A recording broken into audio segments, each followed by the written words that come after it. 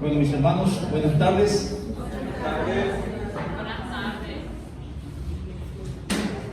Vamos a comenzar para que aprovechemos el tiempo que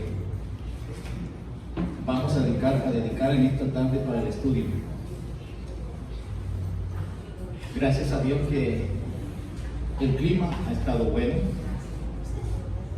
De acuerdo a lo que hemos planificado, el Señor nos ha favorecido podemos decir que ha aprobado hasta ahora que llevemos a cabo este estudio. De aquí en adelante no sabemos, pero lo que Él determine hacer siempre es lo mejor. Así nos molesta algunas veces, todo lo que Él decide hacer está bien hecho. Vamos a hacer lo que siempre hacemos. Primeramente oramos y entramos en función de lo que vamos a estar analizando en esta tarde. Padre amado, agradecemos que nuevamente nos concedes el privilegio de congregarnos en tu nombre, y en esta hora, Señor, lo hacemos con el propósito de revisar en tu palabra algunos aspectos, Señor, relacionados con el tema de las generaciones. Cada una de las cosas que tú has plasmado, cada una de las cosas que tú has dejado escrita, cada una de las cosas que tú has dicho en tu palabra en cuanto a este tema es algo relevante para nosotros, y queremos explorar, Señor, y tomar los ejemplos que tú has dejado allí escrito en cuanto a ese contexto de las generaciones, nosotros que hacemos parte de una, y cada una de las cosas que tú has ordenado en tu palabra con respecto a lo que nos corresponde, lo que le dijiste al pueblo de Israel, lo que dijiste a través de Cristo. Permítenos, Señor, tener claridad según los propósitos que tú te has trazado al dejar escrito esa temática en tu palabra. Permítenos tener claridad de tal manera que podamos sacar por la guía del Espíritu Santo lo que es apropiado, conveniente para una aplicación personal.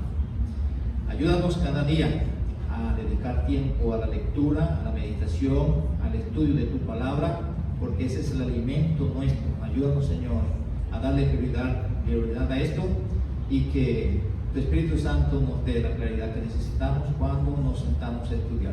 En el nombre del Espíritu pido esto, dándote gracias. Amén. Bien, el tema general que estamos tratando es las generaciones en la Biblia. Y hoy vamos a hablar, si Dios así nos lo permite, vamos a hacer una maratón. Voy a tratar de leer bastante algunos textos para enfocarnos un poquito en el título de la generación del desierto. Y vamos a correr un poquito, porque mi pretensión es dejar algunos conceptos generales en cuanto a esta temática. El título de la generación del desierto. Ya hace un mes estuvimos hablando una introducción general en cuanto a lo que son las generaciones y cómo Dios enfatiza en el Antiguo Testamento ese asunto de las generaciones. Y estuvimos viendo que una de las cosas que Dios primeramente hace en las Escrituras es dar información detallada, no tanto, pero sí precisa en cuanto a algunos aspectos de la edad de vida y lo que le espera a todo ser humano desde la caída en el pecado por parte de Adán. Y que en eso, de pronto, en los primeros 11 capítulos del libro de Génesis, ahí se narran hechos de 2 milenios o 20 siglos, 2000 años, y solamente en 11 capítulos de la Biblia. Y una de las cosas que se enfatiza iniciando la palabra de Dios es este tema de las generaciones. Y se enfatiza un aspecto particular de cómo Dios trae una línea especial a través de la cual Él vino y trajo al Señor Jesucristo. Es decir, que desde Adán Él fue llevando una línea hasta que viniera el Mesías prometido. Eso lo vemos también en el libro de Mateo, cuando se habla de las genealogías, en el capítulo 1 y el capítulo 3 de Lucas también se habla de ese proceso, de cómo vino Cristo, y comenzando de Adán hasta llegar a Jesucristo toda la descendencia o las generaciones que pasaron hasta ese punto. Eso, como lo vemos tanto en el Antiguo como en el Nuevo Testamento, vemos que es algo que está revestido de bastante importancia, y que lo que vamos a ver hoy es la condición de una generación particular que vivió en el desierto después que Dios liberó al pueblo de Egipto cuando estaba esclavizado, al pueblo de Israel cuando estaba esclavizado en Egipto. Y esa es una generación que se nombra bastante en la Escritura, tanto en el Antiguo como en el Nuevo Testamento. Lo que vamos a tratar de hacer hoy es mirar aquellos versículos que están relacionados con esa generación y las diferentes características que tuvo y que Dios resalta en su palabra y que condenó o que alabó en su momento con respecto a esa generación. Y eso después lo vamos a asociar con la información que aparece en el Nuevo Testamento, que hace referencia a ese periodo, y que algunos autores del Nuevo Testamento hacen uso de esa información que se dio con esa generación en el desierto para aplicarlo a la iglesia. Y eso va a ser una de las cosas más importantes que nosotros vamos a tener aquí en lo que vamos a desarrollar. Cómo se asocia lo que sucedió con esa generación, cómo lo asocian los autores. Hay dos autores particulares en el Nuevo Testamento que hablan de la generación en el desierto. Es el apóstol Pablo, y habla también de esa generación en el desierto el autor a los Hebreos. Y una de las cosas que se presentan ahí es que esa generación en el desierto tuvo unas características, y se registra información de ella en el Nuevo Testamento para tomarla como ejemplo. Pablo la usa como un ejemplo. Eso es en 1 Corintios 10, nos dice que estas cosas se escribieron para amonestarnos a nosotros. En el libro de la carta a los Hebreos tiene el mismo propósito.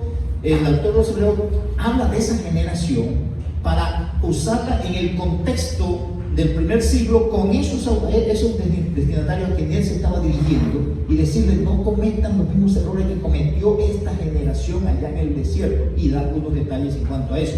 Entonces lo que vamos a hacer es recoger tanto lo que sucedió en el Antiguo Testamento con respecto a esa generación, el uso que hace de esa información el apóstol Pablo para aplicársela de manera particular a la congregación en Corinto, y el uso que hace el escritor a la epístola a los Hebreos para aplicársela a un grupo de creyentes, a un grupo de iglesias, un grupo de creyentes que eran judíos, pero que se convirtieron al el Evangelio.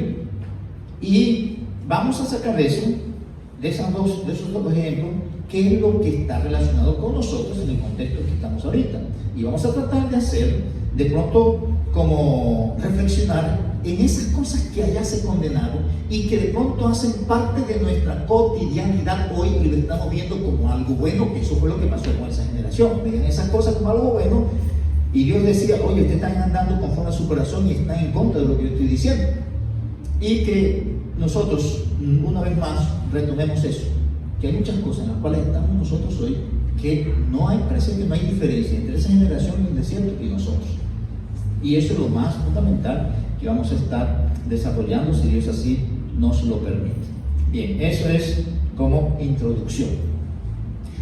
Ahorita quiero que recordemos algo que ya dijimos la vez pasada, y es el énfasis que Dios está hablando siempre con su pueblo. Él siempre está hablando su palabra a su pueblo, sea en el Antiguo Testamento, sea en el Nuevo Testamento con su iglesia. Dios nos está dando información, y nosotros debemos escuchar y obedecer. Eso es el énfasis de todo, tanto en el Antiguo como en el Nuevo Testamento. De ahí para allá, cualquier cosa que nosotros hagamos es añadidura. Él quiere que escuchemos y actuemos frente a lo escuchado, tanto en el Antiguo como en el Nuevo Testamento. Él condena, tanto en el Antiguo como en el Nuevo Testamento, a aquellos que escuchan, pero ni fu ni fa a aquellos que están escuchando.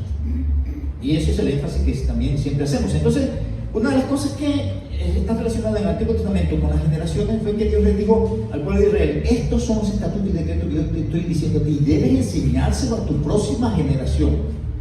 Tus hijos deben aprender esto, deben manejar esto, y enséñales a ellos que deben enseñarles a sus hijos. Y eso también se presenta en el Nuevo Testamento. Entonces, recordamos esto que ya vimos la última vez.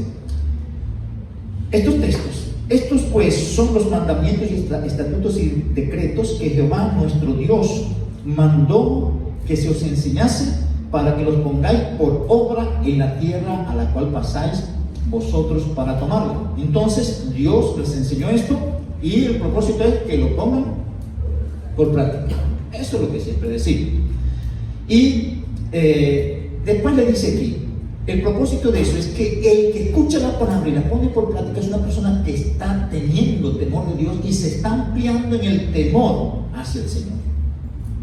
Cuando ustedes ven personas que tienen temor de defender a Dios, digan, esa persona no es un oidor solamente. Cuando ven a alguien que dice, tiene 30 años y esto lo sabe, lo escucha, pero él anda como si no fuera creyente, también vamos a ver esos modelos, porque son. Y entre nosotros tenemos esos modelos también. Si usted es uno de esos, cójalo por usted, yo. Dice el texto, para que temáis a Jehová, tu Dios. ¿Y cómo es el temor? Guardando todos sus estatutos y sus mandamientos que yo te mando. ¿Quién? Tú, tu hijo, el hijo de tu hijo, todos los días de tu vida, para que tus días sean prolongados. De generación en generación. Versículo 6 dice, y estas palabras que yo te mando hoy estarán sobre tu corazón. Y decíamos que estar sobre tu corazón es, del corazón sale todo. Nuestros pensamientos, nuestras acciones, nuestras palabras, todo se gesta allá. Entonces ya debe estar la palabra de Dios para que lo que salga de allá, nuestros pensamientos, intenciones y planes, sean moldeados por esa palabra que está ahí.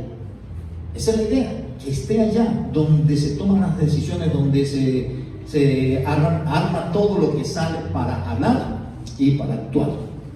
Y el otro énfasis es, la repetirás a tus hijos, hablarás de ellas estando en tu casa y en cualquier otro lugar. Quiero que dos textos en el Nuevo Testamento para relacionarlo con esto, y anótenlo por ahí en algún lugar. Segunda carta a Timoteo, versículo 1, capítulo 5. Aquí está el apóstol Pablo hablando a Timoteo, y una de las cosas que él resalta de Timoteo es que Timoteo viene siguiendo un legado de escuchar la palabra, y él le insta, pon esa palabra en práctica y procura comunicársela a otro. Segunda a Timoteo, capítulo 1, versículo 5 dice, trayendo a la memoria la fe no fingida que hay en ti. Pablo le dice, en ti hay una fe, que es una fe verdadera, tú estás practicando, tú tienes una vida cristiana práctica. Porque él le dice que es una fe no fingida, y él dice, eso se ve, está en ti. Y dice, esa fe habitó primero en tu abuela, Loida, y en tu madre Eunice, es decir, que de generación en generación, tanto tu abuela como tu mamá y tú han escuchado y han practicado esto. Eso es el énfasis. Y le dice al final, y esto, dice, estoy seguro que en ti también. Y habla de la certeza que tiene Pablo, porque Pablo lo conocía a él. Ahora, en el capítulo 3, versículos 14 y 16, otro texto muy clásico, dice, pero persiste tú en lo que has aprendido y te persuadiste. La idea de ese persistir es mantente sin moverte en la doctrina que tiene y andando conforme a esa doctrina. Una cosa es aprender la doctrina, saber la doctrina, otra cosa es conformar la vida a esa doctrina que tenemos. Nosotros patinamos es en la práctica de lo que conocemos. Ahí es donde nosotros patinamos. Y el texto, la exhortación es, persiste en lo que has aprendido y te persuadiste, sabiendo de quién has aprendido y bien esto, y que desde la niñez has sabido las sagradas escrituras, las cuales te pueden hacer sabio para la salvación por la fe que es en Cristo Jesús. Y esos otros dos versículos que hablan ahí, que sabemos, todas las escrituras hacen esto, y si ella hace esto, Dios dice, eso es lo que ustedes deben tener y enseñárselo a sus hijos. Entonces, eso es lo que estamos viendo. Lo que vamos a ver hoy no tiene nada de diferencia con esto, se apunta al mismo lugar, solamente que vamos a ver el ejemplo de esas personas que yo les digo, esto es lo que tienen ustedes que hacer, esta es la palabra que yo les estoy mandando hoy, y esta deben enseñarse a sus hijos, y ustedes deben conformar su vida a esto que están escuchando. Después vienen la condena, están desviados de lo que yo les he dicho. Entonces, como usted tiene una hojita ahí, esa hojita nosotros no la vamos a desarrollar toda completa, porque vamos a enfatizar eso en la generación del desierto. Pero voy a seguir primeramente un detalle ahí con respecto a eso. Ahí el primer punto que aparece: personas exaltadas por Dios entre sus generaciones. Ya eso lo hemos visto, eso lo hemos comunicado por WhatsApp también, algo de información muy puntual pero precisa con respecto a eso, que Dios, Él trabaja con personas en generaciones o con un grupo en generación. Entonces hay generaciones donde puede llamar a alguien, como en este caso. Estas son las generaciones de Noé. Noé, varón justo, era perfecto en sus generaciones. Con Dios caminó Noé. Dijo luego Jehová a Noé: entra tú y toda tu casa en el arca, porque a ti he visto justo delante de mí en esta generación. Entonces Dios está observando en cualquier generación a esas personas que se identifican con Él, que dicen que son sus hijos. Y según el texto, Él va mirando: es justo, es perfecto, y camina conmigo. Es una persona que yo la puedo poner a hacer esto y esto otro. Eso es lo que dice el texto, porque después lo va a poner a Noé a construir el arca y a hacer lo que hizo. Otro ejemplo, y no vamos a mirar los detalles, es cuando aparece de Job. Dios habla bien de Job, varón justo y perfecto, recto, no hay nadie como él en ese momento. Pero en general, eso es lo que quiero que tengamos ahí, porque no vamos a ampliar en esto, y ya eso lo hemos tocado bastante. El segundo punto que tienen en sus hojitas es el propósito de Dios con cada generación de los que llama. Y nosotros vimos ahí ya que vimos el ejemplo de Abraham, que fue el que Dios llamó en Génesis capítulo 12. Y Dios le dijo, lo llamó desde ya de su parentela, le dijo: te voy a llevar por una parte. Y salió Abraham porque ni sabía para dónde ir. Era el que llegó en Dios. Y después le dice: voy a hacer contigo esto y esto otro. Y le dice: te voy a dar un hijo. Ese hijo le voy a dar la misma promesa. Y al hijo de tu hijo la misma promesa. Y eso ya nosotros lo vimos la vez pasada. ¿Y eso de qué? De generación en generación, una secuencia. Vimos también que en el contexto de Israel se presenta el mismo énfasis: estatutos perpetuos por sus generaciones. Y en esto ustedes van a ver, y quiero leer algo que tengo aquí para ser preciso. Cuando se habla en el contexto de Israel en el Antiguo Testamento con respecto a las generaciones y los estatutos, es decir, la palabra de Dios y lo que debería hacer Israel con esa palabra de Dios, Él le dio estatutos perpetuos por sus generaciones. Ese era el énfasis. Es decir, usted como jefe del hogar, esto es lo que le estoy enseñando. Usted es responsable de enseñar al resto de su familia esto, y enseñarlos a que ellos se lo enseñen cuando tengan su propia familia. Todo lo ordenado por Dios para el pueblo de Israel en la ley finaliza con la frase en sus o en tus generaciones. Es decir, Dios les decía: ustedes deben hacer esto y esto, lo vas a hacer tú y tus generaciones. Eso es perpetuo, eso no es que tú lo vas a hacer tú ahora y tú no eres responsable de eso. Él quiere, y eres tú el que tiene que enseñarse.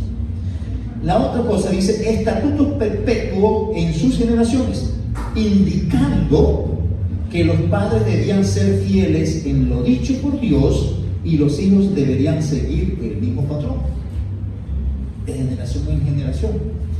Y después vamos a ir viendo que esas cosas van cambiando en el contexto familiar. Nosotros somos conscientes que la fe y el desarrollo y vamos a decir el temor del Señor, la piedad de los hijos de los creyentes que tuvieron, por ejemplo, hace 30 años aquí, no tienen la misma piedad, no tienen el mismo interés en la congregación, no tienen la misma cristiana. Eso va cambiando. Esa es la experiencia que usted puede tener en su hogar, si viene de un hogar de varias generaciones que son creyentes. No tiene que uno irse lejos para mirar como si eso es así o no es así. Podemos retrotraernos un poquito en la congregación. Bueno, hace 10 años aquí uno veía a los hermanos en esto y se veía el temor y el ánimo de participar y de apoyar. Ahorita la gente no tiene eso. Estamos hablando de generaciones que van cambiando. Eso es de lo que estamos haciendo referencia. Cuando Dios le dijo esto al pueblo de Israel, el énfasis era que si ese patrón se rompía en una generación, Dios decía y tildaba a esa generación de mala generación. ¿Por qué era mala generación? Uno, porque se desvió él de la palabra, y lo segundo, porque no le enseñó a la próxima generación la palabra de Dios. Eso nosotros podemos verlo en nuestros hogares y a nivel de congregación también. Aquí entonces entramos a lo que es la generación en el desierto. En esto yo quiero que recordemos, porque vamos a hacer una introducción con respecto a la generación en el desierto. Cuando hablamos de la generación en el desierto, recuerden que el pueblo de Israel se formó en Egipto como esclavos y Dios decidió liberarlos de allá. Dios hace todo un proceso y Él prepara a Moisés, lo lleva por 40 años en el desierto para entrenarlo y después llevarlo de nuevo a Egipto para sacarlo. De ahí en adelante hacemos referencia a esa generación. Y cuando ustedes ven esa generación, eso es sorprendente, más yo les voy a dar la tarea, busquen en su Biblia, investiguen cuántos milagros hizo Dios a través de Moisés o él directamente, y que esa generación lo vio con detalle. Vean todo eso, hagan la lista de todo eso, desde el momento que Dios llamó a Moisés y el primer milagro que hizo con Moisés, cambiando su vida y poniéndolo en un lugar. Lo llevó allá y le hizo ver una salsa que estaba ardiendo, pero que no se consumió. Y lo llevó a hacer una cantidad de cosas, y él vio una cantidad de cosas también, y Dios hizo una cantidad de cosas para convencerlo de que él debía hacer eso. O sea, Dios insistiendo en favorecer a su pueblo. Y esa es la generación que vio en las escrituras más milagros, más maravillas, más actos sorprendentes de parte de Dios. No hay otra generación en la Biblia que haya visto tantas cosas de parte del Señor. Esa fue la generación que vio que su líder de parte de Dios hizo que tenía una vara en la mano y la tirara y se convirtiera en una serpiente. Y que esa serpiente se comiera a las serpientes de otros que decían tener un poder semejante. Eso lo vieron esa generación. Ellos supieron de esas cosas. Esa generación vio una serie de milagros que estaban combatiendo, Dios combatiendo a los diferentes ídolos que había en Egipto.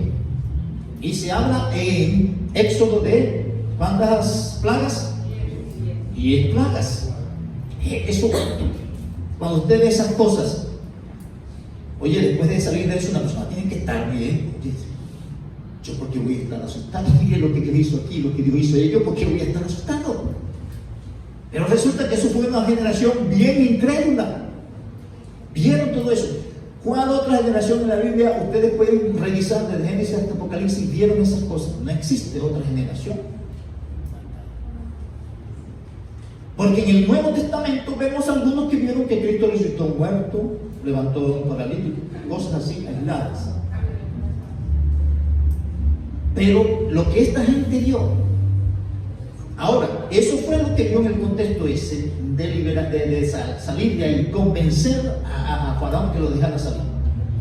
Y Dios podía sacarlos así, pero Él quería que ellos entendieran que Él era Dios y que era más poderoso que todo lo que había, y que ellos tenían que estar seguros y convencidos de que con Él no necesitaban nada ni a nadie más. Ellos deberían salir de ahí convencidos de esas cosas. Sin embargo, nosotros vemos que esas 10 plagas, todos esos detalles que hay, eso no fue suficiente. Y entonces mire cómo en el desierto, pero en el camino, y ellos van asustados, están viendo todas esas cosas que hubo, y van corriendo, y yo digo, yo los voy a meter en la tierra contigo, y van asustados. Y viene entonces el faraón con todo su ejército, y para adelante el desierto por un lado, las montañas por el otro y el mar por el otro, y están rodeados con todo lo que hayan visto de ese Dios. ¿Ven?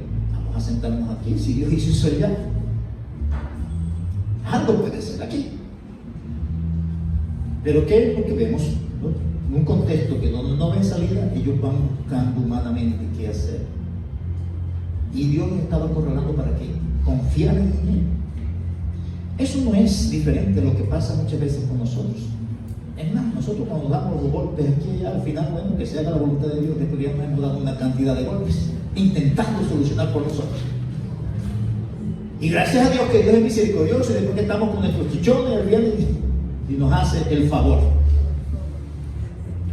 Que fue lo primero que deberíamos haber hecho, ir a Él en primera medida. ¿Ustedes saben eso? ¿Quién ha visto eso? ¿Cómo se abrió ese mar? Si uno se detiene a hacerse una idea, una imagen, imaginarse esas cosas como se dieron, oye, eso no es Dios. Nadie, no hay ningún otro Dios que pueda hacer eso, eso es Dios. En el desierto, con todo ese, miren, en un desierto 40 años. Ellos, si ustedes hacen una lista de todo lo que sucedió ahí, ¿qué era lo que pasaba con sus vestidos y sus calzados? Libres. Los de nosotros ahorita, con una postura.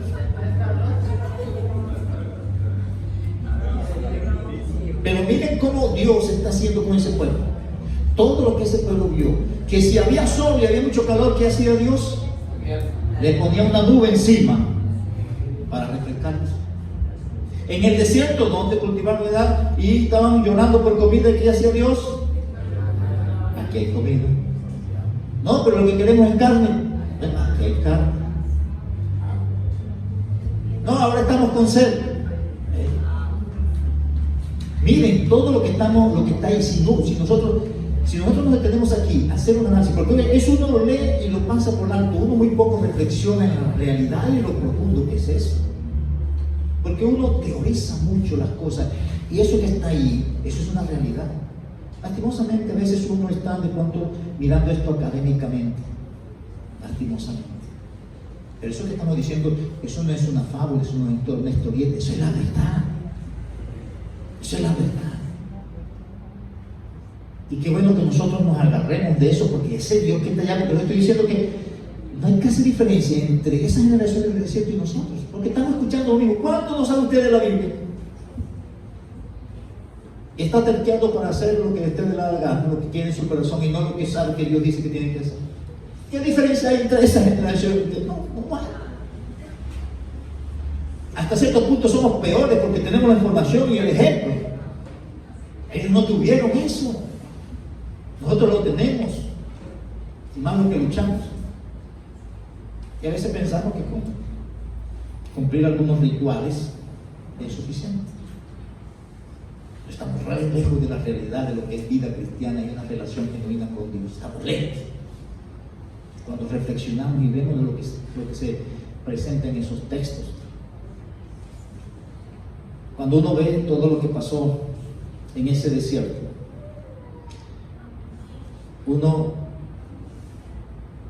dice, oye, esa gente en todo ese lugar, ellos están viendo a Dios en una y otra parte, de una y otra manera. Dios está siendo evidente. Miren, hay unos textos en las Escrituras que dicen que Dios les sirvió, le armó una mesa en el desierto para que comieran.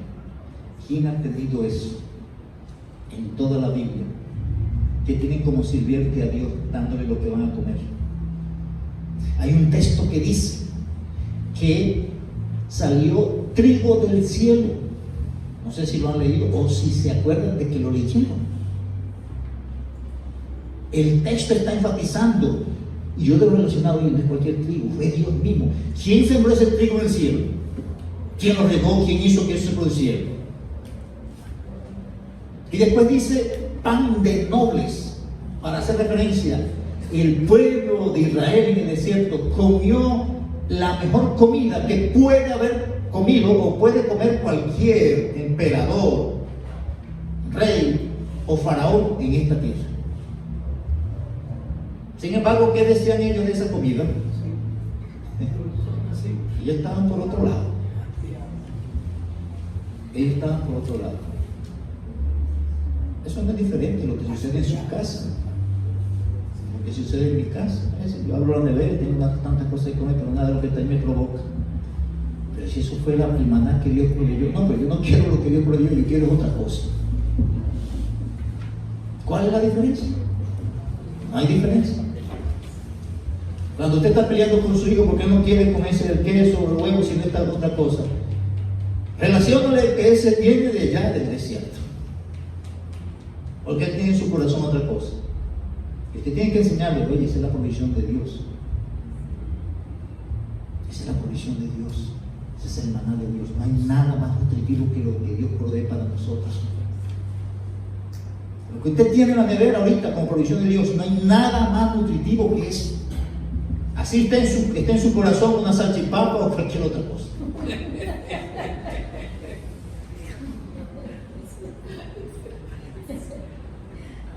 Miren, ese pueblo, cuando yo estaba mirando y recordando todos esos detalles, yo dije, esto hay que correr para hacerlo, pero sería bueno que nosotros hiciéramos un estudio, un análisis reflexivo,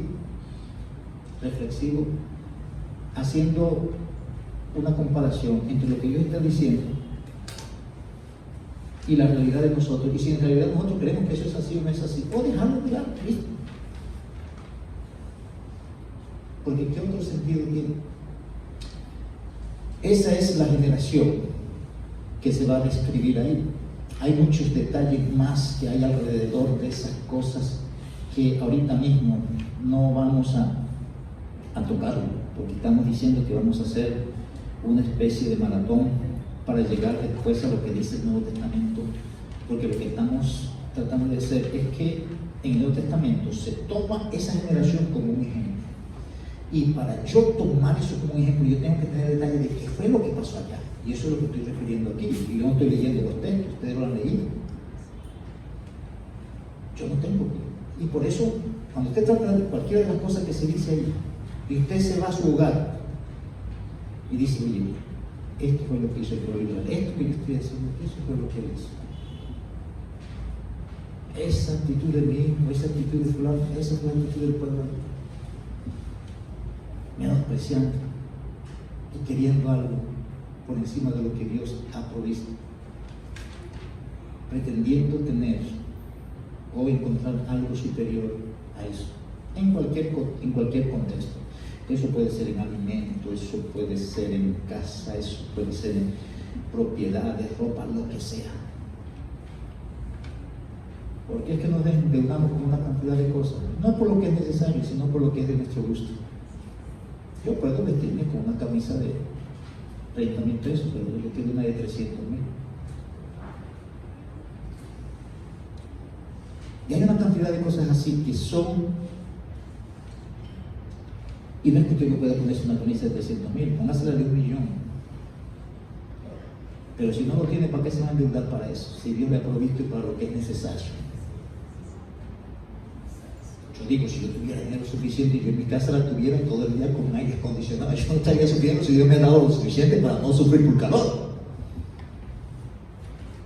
Pero si no tengo, yo sé que me va a dar un solar, un ventilador, y de vez en cuando se va la energía y hace que se energía para recordarme que esos son unos lujos que yo he cogido aquí y que cuando Él me los quita me doy cuenta que y caigo, me hace ver la realidad de lo que es la vida. Y a veces sufrimos por muchas de las cosas de las cuales dependemos aquí, que son de este sistema, y que en el fondo Dios nos recuerda, sin eso puedes vivir. Es posible que solo un poquito, pero puedes vivir. Y no estoy diciendo que usted no pueda procurar esas cosas, procúrelo, disfrútelo, téngalo, pero tenga cuidado de que está descuidando para lograr esas cosas. Que eso fue lo que pasó con el pueblo de Israel. Algunos detalles con respecto a esto. La generación en el desierto Dice un texto que esa generación fue acabada por hacer lo malo ante Jehová. Número capítulo 23, capítulo es 32. Creo que ya lo tienen en sus hojas, 23, y es lo contrario, 32, 13.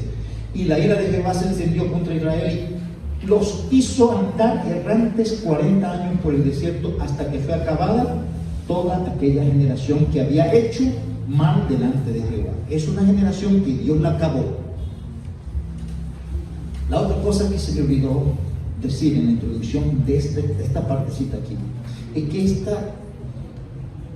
esta fue la generación en toda la Biblia que más información bíblica recibió. Ustedes se ponen a revisar en la Biblia, desde el Antiguo, desde Génesis hasta Apocalipsis, cuál generación recibió instrucción de parte de Dios, que Dios le hablaba directamente, personalmente, una cosa aquí, otra allá, dio detalles de todo. Es la única generación. Tanto así que Dios mandaba esa información. A veces dice que es una información que venía a través de ángeles. Se dice que era información que venían por esos rayos, y cuando Dios escribió con su propio dedo la tabla de la ley, es la única generación que Dios mismo le escribió en una carta en persona. Es la única generación en ese sentido que tuvo detalles de parte de Dios con respecto a algo particular, que la cosa fue tan impresionante para ellos que hubo un momento cuando ellos dijeron, le dice a Moisés, anda tú y habla con Dios, pero que no hable con nosotros, porque era una generación que Dios le hablaba. Ahora, no es diferente cuando usted ve la palabra de Dios, Dios le está hablando. Lo único que tú no piensa así. ¿Qué fue lo que pasó con ellos también? Después no pensaron que eso es la palabra de Dios. En eso tampoco hay tanta diferencia, porque las cosas no van a cambiar. Si Dios le escribe esta carta con su propio dedo, para usted va a ser la misma historia. Usted tiene un corazón lejos de Él, o tiene un corazón cercano a Él. Y eso no es por la diferencia de la presentación de su palabra. La diferencia está en el corazón. Y es lo que vemos ahí, porque ellos están viendo todo lo que Dios ha hecho y están recibiendo información de Dios, pero al mismo tiempo ni fu ni fa. Y por eso Dios los sacaba. La segunda cosa que quiero resaltar de Deuteronomio 1:35 fue una generación catalogada como mala. No verá hombre alguno de esta mala generación la buena tierra que juré que había de dar a vuestros padres. Otra cosa de esta generación en el desierto: sus hombres fueron privados de ver la tierra prometida. Deuteronomio 1:35 y 2:14. Y los días que anduvimos de Cades Barnea hasta cuando pasamos el arroyo de Sered fueron 38 años. ¿Y por qué estuvieron dando vuelta todo ese tiempo? Porque Dios había decidido acabar con esa generación incrédula, contumaz y rebelde, como más adelante va a decir, hasta que se acabó toda la generación de los hombres de guerra del medio del campamento, como Jehová les había jurado. Es una generación identificada como torcida y perversa. Deuteronomio 32:5 y versículo 20. La corrupción no es suya, de sus hijos es la mancha, generación torcida y perversa. Y dijo: esconderé de ellos mi rostro, veré cuál será su fin, porque son una generación perversa, hijos infieles. Y cuando uno hace remembranza de qué fue lo que vieron, con razón Dios los trata así. Una generación identificada como contumaz y rebelde. Salmo 78:8. Y no sean como sus padres, generación contumaz y rebelde, generación que no dispuso su corazón ni fe fiel para con Dios su espíritu. Es una generación con la que Dios se disgustó. Y eso es interesante. Cuando se habla de que Dios está disgustado con alguien, hay que tener miedo, porque algo va a pasar. El texto dice: a causa de la cual me disgusté contra esa generación. Y más adelante vamos a mirar los detalles de esto. Esta generación siempre anduvieron vagando en su corazón, el mismo texto. Y dije, siempre andan vagando en su corazón. O sea, desprecian lo que Dios tiene porque tienen en su corazón algo que creen que es mejor. Una generación que a pesar de que vieron todas esas cosas de parte de Dios y escucharon tanta información en cuanto a Dios, no conocieron a Dios en el sentido de tener una relación cercana con Él. Entender, saborear, conocer por la experiencia, por el roce, por el contacto con aquel objeto con quien quiero o establecer la relación de conocimiento. Y no han conocido mis caminos. Ahorita lo siguiente que vamos a mirar es en el Salmo 78. Ese salmo tiene más de 50 versículos, pero vamos a mirar por ahora versículos 1 al 8. Está hablando de esa misma generación, y como estamos sacando todo lo que se está diciendo en el Antiguo Testamento de esa generación en el desierto, las características, las cualidades, todo lo que Dios resalta de esa generación, y después lo vamos a ver en el Nuevo Testamento. Entonces quiero que tengamos eso es un resumen, no vamos a detallar la mayoría de las cosas, porque la idea es que tengamos una reflexión general en cuanto a eso, y nosotros nos podamos ver reflejados en esa información, como dice Santiago, aquel que se ve en la perfecta ley. Es decir, que las escrituras es como un espejo. Oye, aquí dice que esto es así. Según ese espejo yo no estoy así, entonces tengo que arreglar algunas cosas para verme como el espejo dice que debo verme. Salmo 78, versículo 1 al 8. Masquil de Asaf. El término masquil hace referencia a... Es una palabra que hace referencia a algo didáctico, algo que establece conceptos firmes que pueden ser fijados en alguna persona. En ese sentido, ese salmo fue establecido como eso, algo que va a dar unos conceptos que son fundamentales en aquellos que van a leer el salmo y que deben quedarse fijos ahí, y que al quedarse fijos ahí esa persona debe entrar en un contexto de reflexión y de contemplación, mirando, oye, si esto es lo que yo debería estar pensando con más cuidado y más detenidamente en estas cosas, y asociarme con lo que ahí se está diciendo. Ese es el énfasis del término masquil. Cuando estábamos estudiando la introducción a los salmos, estamos hablando un poco de esto, pero no vamos a detallar ahí, pero ese es uno de los énfasis del salmo, y ese énfasis está siendo usado aquí para hacer referencia a esa generación en el desierto, y no va a detallar ninguna cosa buena, sino que oye, esto es algo para reflexionar cuando usted está por caminos desviados. Esto, reflexiones, qué fue lo que pasó con estas personas que se desviaron de esa manera, como usted ahorita está desviado. Escucha, y enfatizo primero estos aspectos aquí. El énfasis es que Dios está hablando. Ese es el énfasis, como venimos diciendo. Y dice, escucha, pueblo mío, mi ley. Escucha, Dios está hablando. ¿Qué va a escuchar?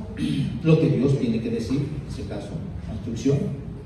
Digamos que ahí el autor humano se está refiriendo al pueblo de Israel, a quien le está dirigiendo las palabras, como aparte, dice, ese es mi pueblo. Y yo quiero que mi pueblo entienda qué fue lo que pasó con una generación nuestra en el pasado, y que parece que estamos en lo mismo. Voy a dar esta información para que ellos vean cómo arreglan sus cosas y no vayamos a caer en el error que cayeron ellos. Dice, inclinad vuestro oído a las palabras de mi boca. Entonces, escucha e inclina oído. Versículo 2, abriré mi boca en proverbio. Todo está relacionado con alguien que habla y alguien que escucha. Hablaré cosas escondidas desde tiempos antiguos, y vienen entonces los detalles. Las cosas estas que dicen, las hemos oído.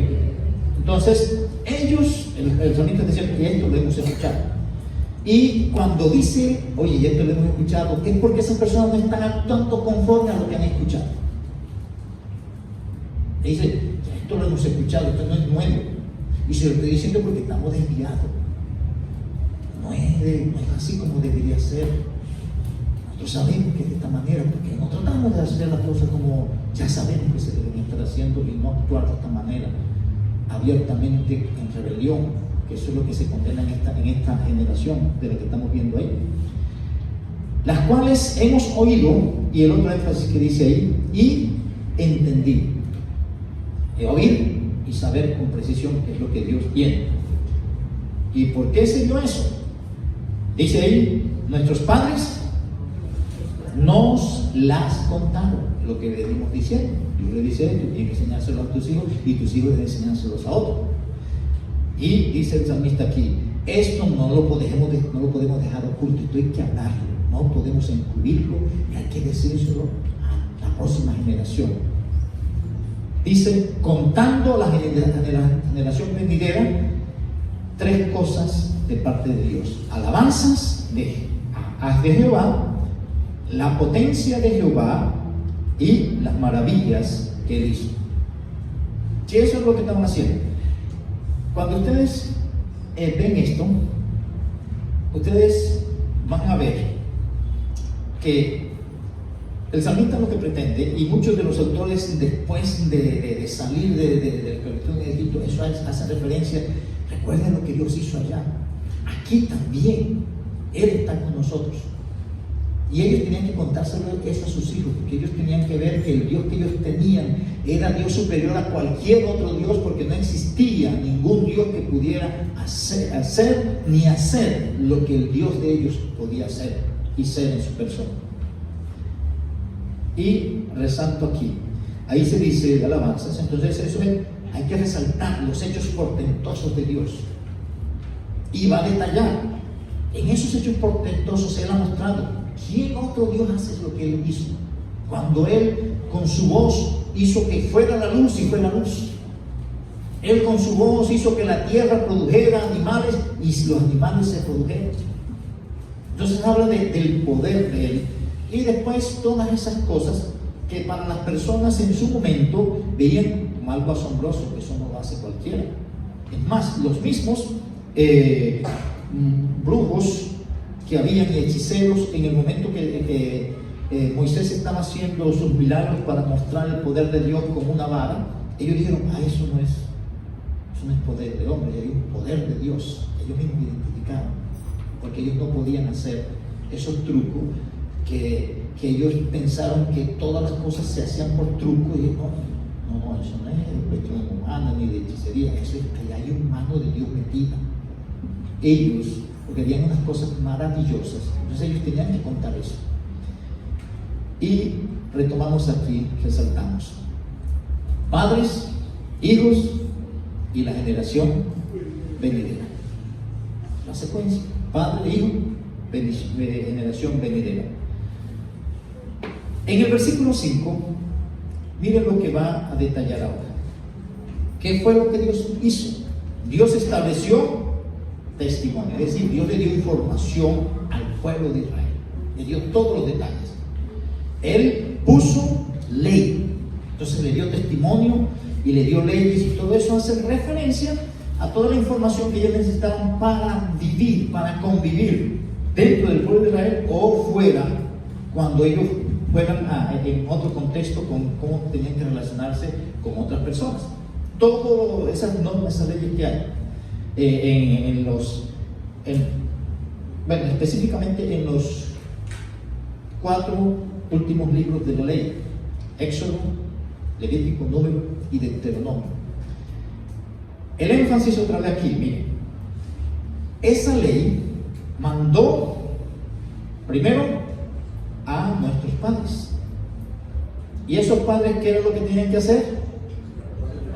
Notificarla a sus hijos, segunda generación, para que lo sepa la generación venidera, tercera generación, y los hijos que nacerán, cuarta generación, y los que se levantarán, quinta generación, lo cuenten a sus hijos. Algunos ven aquí 4 generaciones, algunos ven aquí 5 generaciones, algunos ven aquí 6 generaciones, como yo lo estoy detallando aquí. Pero independientemente de la cantidad de generaciones que usted pueda sacar ahí por mirar el aspecto gramatical en que está formado ese texto, El énfasis es que Dios da una información y dice, usted como padre eso debe enseñárselo a sus hijos y enseñarle a ellos que cuando ellos tengan hijos deben enseñárselo a sus hijos. Eso es el énfasis que está ahí claro. Eso lo estableció Dios. Vienen los propósitos. Propósito. A fin de que pongan en Dios su confianza. ¿Cuál es el propósito de todo eso? Que tanto los padres debían saber que en el único que hay que confiar es en Dios. Y ellos podían estar luchando y buscando otro. ¿Cómo estamos nosotros? No estamos buscando un lugar ni en otro. Y después lo último que, como hemos dicho, siempre acudimos a Dios. Pero ahí dice, a fin de que pongan en Dios su confianza, y eso habla de ellos tienen que conocer la persona de Dios y relacionarse con la persona de Dios. Eso es algo particular. No es lo mismo saber de la palabra de Dios y contactarme con la palabra de Dios que con saber de Dios en persona y contactarme con Dios en persona. Cuando ese contacto con la persona misma de Dios, usted tiene temor de hacer las cosas que Dios dice que usted no debe hacer. ¿Por qué? Porque su contacto es con la persona. Y él, ese temor a Él y ese temor de Él en mí me hace alejar del mal. Eso es lo que dice un proverbio. Con el temor de Dios, el hombre se aparta del mal. Eso es el primer propósito. Segundo propósito, no se olviden de las obras de Dios. Entonces, primero la persona de Dios, segundo, las obras de Dios. Todo lo que intenta decir es que las personas lo conozcan en persona. Dios está haciendo obras para que las personas tengan confianza en que Él es poderoso y que Él sí hace lo que dice que va a hacer. Y que de pronto el faraón y todos los dioses en Egipto no dieron para nada.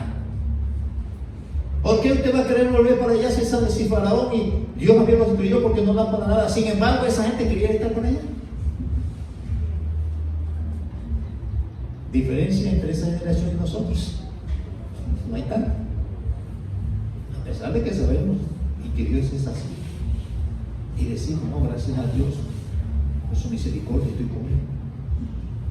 Y gracias, y es verdad. Porque no es mentira. La información de parte de Dios en su palabra sigue siendo verdad. Así nosotros no la pongamos en práctica. Sigue siendo verdad. Pero lo que Dios demanda es que yo entienda que esa verdad se hace verdadera. Porque una cosa es la palabra de Dios es verdad, pero se hace verdadera cuando yo actúo conforme a ella. No solamente tengo la verdad, sino que yo soy verdadero, yo soy veraz. O sea, yo no tengo una máscara, yo no ando de manera hipócrita, no, es así. Así es. Porque es la palabra, es el impacto. No se olviden. Y lo tercero es, el tercer propósito, guarden sus mandamientos. Y esto habla de la palabra. Entonces, la persona de Dios, las obras de Dios y la palabra de Dios. Nosotros podemos, y la mayoría de la gente quiere dedicarse a las obras de Dios. Que Dios me dé esto y que Dios haga esto, las obras de Dios. Hay algunos que resaltan todo eso, un milagro y todo lo que Él hace, y ese es el Dios que hace esto y esto y esto otro. Pero cuando uno lo confronta, oye, ese Dios también dio esta palabra que tú debes de ser, de dejar de la mentira, de que debes estar haciendo esto. No, yo quiero más bien que Él me haga el milagrito de tal cosa. Hay algunos que se enfocan. Y el énfasis es ahí, hasta ahora, las tres cosas con Dios: la persona, las obras y la palabra de Dios. Debo relacionarme con Dios porque todo lo que Él ha hecho, sus obras en mí, me hace ver que yo no tengo que depender y confiar en nadie más. Y que lo que Él ha dicho en su palabra, eso no lo supera nada en este mundo. Y presenta este contraste. Si eso no hacen así, luego dice el versículo 8, que no sean como sus padres. ¿Qué fue? Es lo contrario de lo que está diciendo ahí. Porque esos en el desierto, ellos vieron a Dios. Los que tuvieron a un Dios así más cercano como grupo fue ese grupo. De ahí para acá, bueno, la persona de Jesucristo, pero como Jesucristo estaba encarnado como hombre, hay su diferencia. Pero allá hubo un contexto donde Dios hasta hizo que se viera un poco la espalda. Eso es una imagen ahí solamente, porque si Dios no tiene forma, ¿cuál es esa espalda? Pero aquí el contraste: no sean como sus padres. Ellos no confiaron en Dios a pesar de que vieron las obras de Dios, y a pesar de que tuvieron información de Dios, ellos ignoraron tanto a Dios, sus obras, como su palabra. Entonces los catalogan: esa generación fue una generación contumaz y rebelde. Y esos dos términos, hay una combinación ahí de las personas que se vuelven por otro camino. Eso es como cuando usted le dice al muchacho: haga esto, recoja esto, pero lo que hace es regalar lo contrario, ir en contra de aquel que le está dando las instrucciones. Contumaz y rebelde. Dice: una generación que no dispuso su corazón. Porque por eso dice: no, ellos quieren andar conforme al deseo de su corazón. Su corazón no está dispuesto a hacer lo que yo quiero que haga. Su corazón lo tienen para eso, ese es su corazoncito, y ellos quieren hacer, manejar su corazón un asunto. No están pretendiendo y no están dispuestos a que yo coja ese corazón y le diga y le haga arreglo y que lo lleven a donde debe ir, que es lo mejor para ese corazón. Pero cada vez nosotros pensamos lo contrario. No importa quién quiera moldearnos a nosotros, nosotros siempre pensamos que nosotros tenemos que moldearnos nosotros mismos. Y por eso la lucha. Aun cuando Dios pretende moldearnos,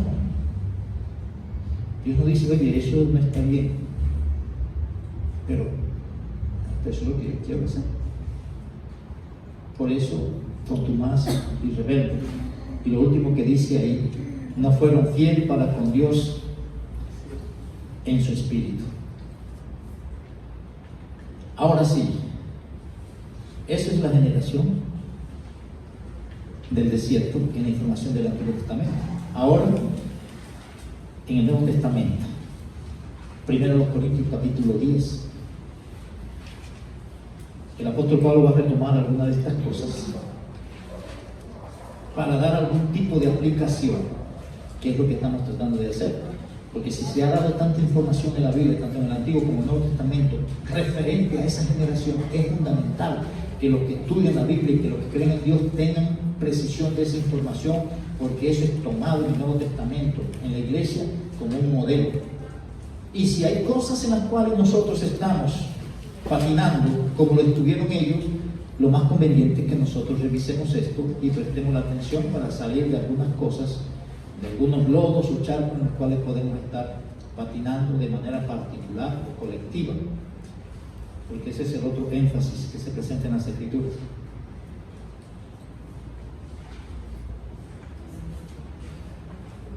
Miren los detalles.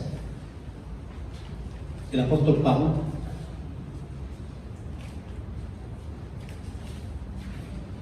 él va a dar en un contexto donde se está hablando de la idolatría, y la idolatría está relacionada con preferir cualquier otra cosa que Dios. Cuando usted peca, aquel pecado que comete, usted está indicando que eso es su Dios en su momento, no importa qué sea. Si usted dice una mentira, para usted el ídolo es aquello por lo cual está mintiendo. Entonces, yo voy a mentir aquí porque me voy a ahorrar tantos pesos. ¿Cuál es su ídolo ahí? Los pesos. Los pesos. Usted prefiere los pesos que Dios, y por eso miente. Yo le dice: oye, no vayas a mentir, así te mueras de hambre. No. Yo amo tanto el dinero, Dios, que tú puedes esperarte ahí un ratito. Yo voy a decir esta mentira. En cualquier contexto, eso puede aplicarse a ustedes a cualquier pecado, no importa. Es más, mire aquel pecado favorito suyo y aplíquese. Que es así. Aquello por lo cual peco está reemplazando a Dios. Eso tiene más valor que Dios. Porque si yo desprecio a Dios por eso, eso tiene más valor que Dios. No es que no se necesitan 4 dedos de frente para entender eso, eso es claro. Ese es el contexto. Que estas personas saben. Por eso yo prefiero seguir ahí. Y entonces Pablo va a decir, miren lo que pasó con esa gente que hizo así. ¿Qué fue lo que pasó con ellos? ¿Qué están haciendo? Y se está diciendo aquí a estos creyentes en Corinto. Porque no quiero, hermanos, que ignoréis. ¿Y cuál es el problema? Que ellos sabían la información de lo que había pasado con sus padres. Ellos sabían, como nosotros sabemos lo que estamos diciendo. Yo sé que la Biblia dice esto, sin embargo, yo decido ir en contra de eso. Eso es lo que está pasando con ellos. Y Pablo los está contando, dice, no quiero, hermanos, que ignoréis que nuestros padres, y va a decir, todos tuvieron los beneficios y los privilegios de Dios, todo. Y después dice, pero, miren, ¿qué pasó con nuestros padres? Todos estuvieron bajo la nube. Ahí nadie padeció por calor de manera particular. Allá no era como ahora, que hay algunos que tienen aire acondicionado, otros tienen ventilador, otros no tienen ventilador, tienen que colgar la mano en el patio para disfrutar un poquito de fresco. Allá esa nube venía para todos, recibiendo los beneficios todos. Todos pasaron el mar en seco. Ahí algunos, hoy yo voy a correr más porque de pronto se viene el agua y me agarra a mí y aquellos años lo lograron pasar. No, tómese su tiempo y pase, porque Dios, hasta que Él decía en el texto, hasta que pase el último, entonces vamos a volver las aguas a su lugar. Todos reciben esos beneficios. Estamos hablando de qué? De la provisión de Dios. En el Nuevo Testamento dice que Dios sabe de que tenemos necesidad antes que nosotros le pidamos. Sin embargo, nosotros estamos por ahí viendo cómo ahorrar, cómo guardar, y una cantidad de cosas. Que también ese pueblo, recuerden que ellos, cuando se trataba de guardar la comida, ellos decían, ¿y si mañana no hay? Ellos iban violentando las cosas de una y otra manera. Y Dios mostraba su bondad. Todos en Moisés fueron bautizados en la nube y en el mar. Todos disfrutaron de los beneficios que traía la apertura del mar y la sombra que traía, que los identificaba acciones de Dios que los favorecían. Entonces no era para una cosa uno y para otra cosa otra. Todos comieron el mismo alimento espiritual. Eso no es como ahora, que en nuestras casas podemos tener hasta 5 y 6 menús diferentes. Allá todos comieron el mismo alimento espiritual. Todos bebieron la misma bebida espiritual, porque bebían de la roca espiritual que los seguía, y la roca era Cristo. Ellos están recibiendo todos los beneficios y dicen, no ignoren eso.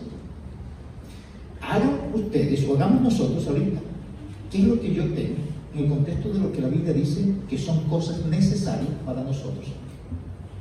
Que sin eso no podemos vivir. Si el maná era material, ¿por qué dice el alimento espiritual? Eso está relacionado más como un producto directo de Dios. Eso es algo que ellos no tenían que hacer aquí, preparar, ni sembrar, ni regar. Es algo de parte del Señor. Hay otros aspectos que se le dan a eso, pero cuando uno conjuga eso con los otros textos que dice que trigo del cielo, alimento de ella, eso está algo que va fuera de lo humano. El texto presenta que Dios está proveyendo todo. Él es responsable de su pueblo en todo. El pueblo siempre quiere algo por allá, o tiene dudas si Dios lo va a hacer o no va a hacer, porque eso fue una de las luchas que ahí aparece en el Salmo 76. Bueno, Él hizo esto y ya, ¿será que puede poner mesa en el desierto? ¿Será que puede traer agua? ¿Será que puede? Y dice que lo estaban probando a Dios. Como decir, ¿será que hizo esto? ¿Será que puede hacer esto? Y Dios hizo eso durante 40 años. Es tanto así que en ese mismo salmo, yo quiero que ustedes lo lean completamente, detenidamente, el Salmo 78, que cuando pidieron carne, Dios le dio, y dice el texto, y le cumplió el deseo de su corazón. Y no había llegado la carne a su boca cuando vino la mortandad. En un momento que las carnes le salían por las narices. Y eso es uno de los juicios que yo veo en el Antiguo Testamento que son más fuertes. Son unos juicios donde Dios, el juicio que yo veo más fuerte en el Antiguo Testamento, en la Biblia, es cuando Dios me permite a mí hacer lo que yo quiero. Eso es lo más fuerte que Dios hace conmigo, cuando no me pone límites. Yo no peco más porque Dios me limita. No me gusta, pero estoy agradecido porque lo hace. Pero ella dice en ese texto, Él les dio esto y entonces los disciplinó. ¿Cómo? Porque a veces uno está pidiendo cosas sin saber, sin realidad. Si el texto dice que Dios sabe de que tengo necesidad y yo no sé pedir como conviene, yo debería estar disfrutando lo que Dios me está dando ahora. Miren, a pesar de todo esto, provisión de Dios por todos los lados y de manera especial y particular desde el cielo. Y aparece aquí el versículo 5. Pero, ¿qué pasó con todos esos? Porque dice todo esto. Pero Dios no se agradó de los más de ellos. Todos disfrutaron eso. Y todos tuvieron todos los privilegios, todos tuvieron todos los beneficios, pero Dios no se agradó de la mayoría de ellos en el desierto. Y eso no es raro, como tampoco es raro que nosotros podamos estar recibiendo los mismos beneficios, recibiendo la misma información bíblica, pero no todos estemos sometidos y agradecidos con Dios por lo que me ha dado hoy y aceptando lo que Él me enseñó hoy. Eso es lo que yo necesito y por ahí debo seguirme. Eso es lo que yo debo reconocer. Tengo lo que Dios me ha dado y eso es suficiente. Y me enseñó, oye, debo cambiar esto y seguir por aquí. Él me está proveyendo lo necesario para mi cuerpo físico y para mi vida espiritual, porque ese es Dios. Cuando eso no se asume así, Dios no se agrada, porque uno desprecia. Cuando usted desprecia la enseñanza bíblica, no importa quién la dé, tenga cuidado con eso, porque Dios escoge a través de quién quiere comunicar su palabra. Como Dios no se agradó de eso, porque Él hizo todo lo necesario para que ellos tuvieran bueno. Esa es la generación que tuvo todo lo que necesitaron en su momento, a pesar de las circunstancias tan adversas. Por lo cual Dios, ¿qué dice? Por lo cual quedaron postrados en el desierto. Ahora el apóstol Pablo va a decir, ¿por qué pasó todo esto? Mas estas cosas sucedieron, dice ahí, como ejemplo para nosotros. Entonces nosotros tenemos eso de ejemplo. Ellos no tuvieron un ejemplo a seguir. Nosotros no estamos viendo las maravillas que ellos estaban viendo. Nosotros no estábamos escuchando a Dios así en vivo y en directo. Nosotros no teníamos todos esos detalles que ellos tuvieron ahí. Pero, palabra de Dios, Dios no les está dando. Cuestiones de las cosas que son necesarias en las circunstancias en que vivimos todos. Ninguno de los que estamos aquí somos pobres. Según las Escrituras, teniendo sustento y abrigo, estemos contentos con eso. Entonces, ¿hay pobreza? No hay pobreza. Lo que no hay es satisfacción con las poquitas cosas que yo creo que tengo. Ese es el problema de mi corazón. Esa es la provisión de Dios, pero no, yo quiero algo más. Ya estoy cansado de esa provisión de Dios. Yo quiero algo más. Y el lío no es que yo no quiero, no es que yo quiera algo más. El lío es que me enredo con cosas que no son bíblicas para lograr eso que quiero. Ahí está el problema. Te comienzo a violentar lo que Dios tiene en su palabra. Como ejemplo, y dice, ¿para qué? Y presenta 5 cosas aquí. No codiciemos cosas malas como ellos codiciaban. Entonces, cataloga a esa generación como una generación codiciosa. Tiene todo lo que Dios le ha dado, y lo que ellos necesitan, eso lo tenían, pero ellos estaban codiciando más allá. Hombre, aquí está, tenemos un pan del cielo. Dios mismo vino y nos sirvió en la mesa. Nadie más tiene ese privilegio, pero yo quiero son los puerros, las cebollas y los ajos y las carnes de gente. Eso es lo que ellos querían, despreciar todo lo que Dios tenía. Y en eso sí uno puede verse. Yo estoy convencido que no hay un día que pase sin que yo tenga lo que es necesario. Como también estoy convencido que no hay un día que pase sin tener lo que quiero. Hay muchas cosas que quiero y no las tengo. Pero no ha pasado un día que carezca de lo que es necesario. Y eso no es lo que quiero, pero eso es lo que Dios dijo. Y nada mejor que la provisión de Dios en cualquier contexto.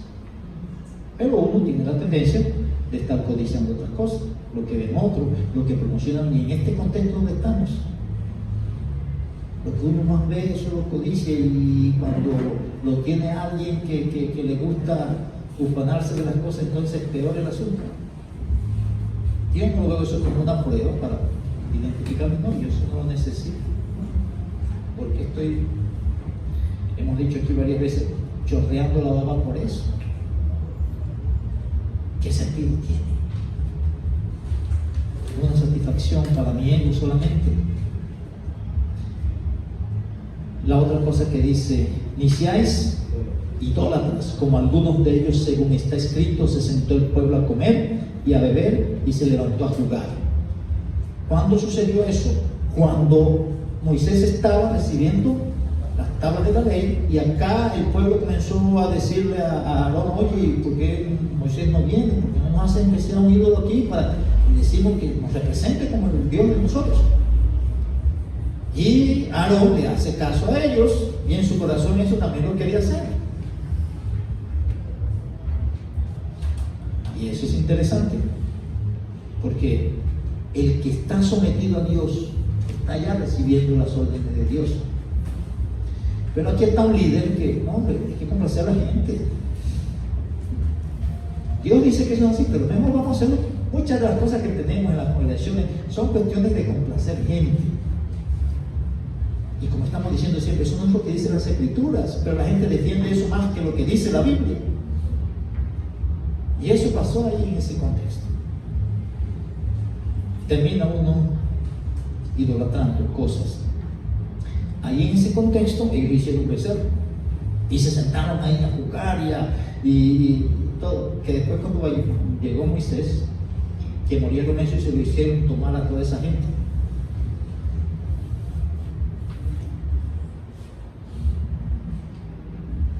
Pero hay cosas, cualquier cosa, como hemos dicho, que reemplaza lo que Dios tiene en cualquier contexto, en la casa, en la congregación, en cualquier contexto. Eso es idolatría. Porque en nuestra casa, si somos creyentes, debe regir lo que Dios dice. Si rige otra cosa, ya no es Dios el que está dirigiendo. Versículo 8. Ni forniquemos, como algunos de ellos fornicaron y cayeron en un día 23,000. El contexto de la fornicación aquí está más relacionada con seguir otros ídolos que en el contexto de una fornicación, de meterse alguien con otra persona que no es su pareja. Está más relacionado en un contexto de fornicación espiritual. E incluye la fornicación en otro contexto. Pero nosotros vemos que aún cuando esas personas eran agarradas en un acto de eso, los apedreaban. Pero en este caso fue un juicio directo de parte de Dios. Porque ellos que te decían, oye, si yo soy el Dios que he hecho esto y esto otro, ¿tú por qué vas a pararte ante un ídolo, ante otro Dios que no es nada?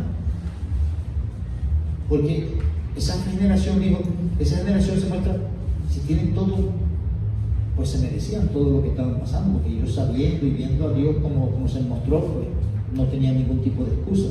Versículo 9: ni tentemos al Señor, como también algunos de ellos le tentaron y perecieron por las serpientes. Ahí hubo tentación en muchos contextos. Hace un tiempo eso lo estudiamos aquí, el tentar a Dios. Pero aquí estamos hablando de cosas que llevaron a la muerte.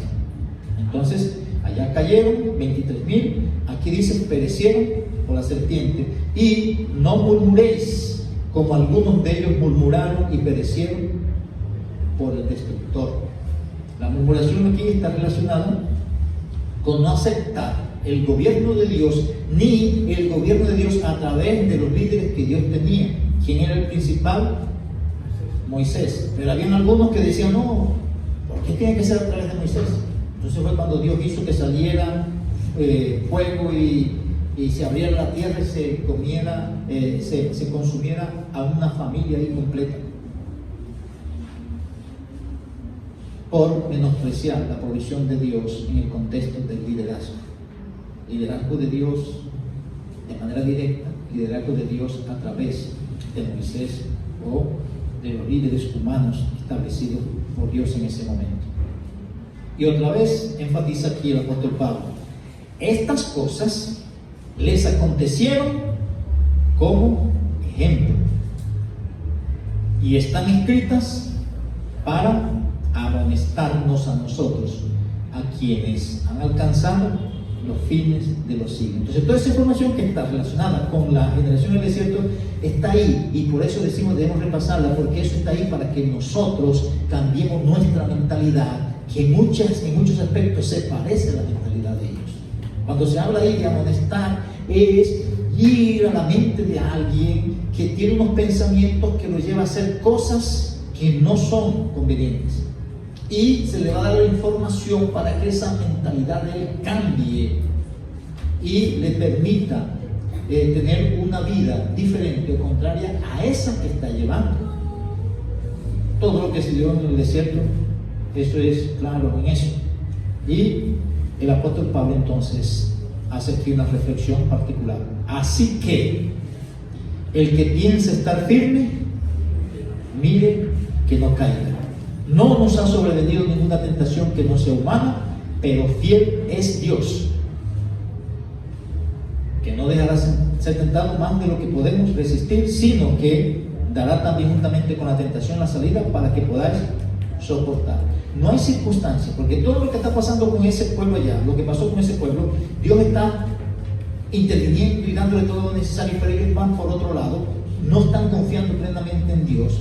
Las circunstancias nuestras son. A veces nosotros podemos tener pruebas o tentaciones, no importa de qué clase, ninguna prueba. Hay dos cosas fundamentales en este texto. Ninguna prueba va a sobrepasar la capacidad de Dios que obra en mí para manejar esa prueba o tentación. Y la otra cosa es que detrás de toda prueba y toda tentación siempre hay una salida. Lo que pasa es que yo no quiero la salida. Y dicen, oye, pero no te vayas a hacer eso. No, pero no, es que la salida es esta. Pero la gente hasta está orando. Eso yo me sorprendo con personas que a veces me dicen, no ores por esto. No, pero eso que estás diciendo, eso no va con las escrituras, yo no puedo orar por eso. Y uno dice, lo que dice la Biblia es esto. No, pero es que yo no quiero hacer eso porque mire, fulano dice, no, pero esa es la salida que Cristo está dando. Ahora, si tú quieres ir lo que está en tu corazón, ya eso es problema tuyo, pero Dios te está dando la salida. Y es entendible que ninguna de las salidas que Dios le da a uno son agradables, ni son las que nos gustan. Por eso que estamos en el pecado, precisamente por eso. Porque si la salida que Dios me está dando a mí fuera agradable, yo no estuviera en ese día. Estoy ahí precisamente porque yo sé que esa es la salida, pero no es la que yo quiero. Por tanto, amados míos, como decíamos, el texto viene hablando de la idolatría, de preferir a Dios antes que cualquier otra cosa. Huid entonces de la idolatría. El otro texto en ese sentido es el libro está en el libro de Hebreos. Y aquí de manera rapidita quiero resaltar algunos puntos que se presentan ahí. Más leyéndolo, porque algún día, si Dios así lo permite, que tengamos una exposición de la carta a los Hebreos, podríamos detallar algunas cosas que son bastante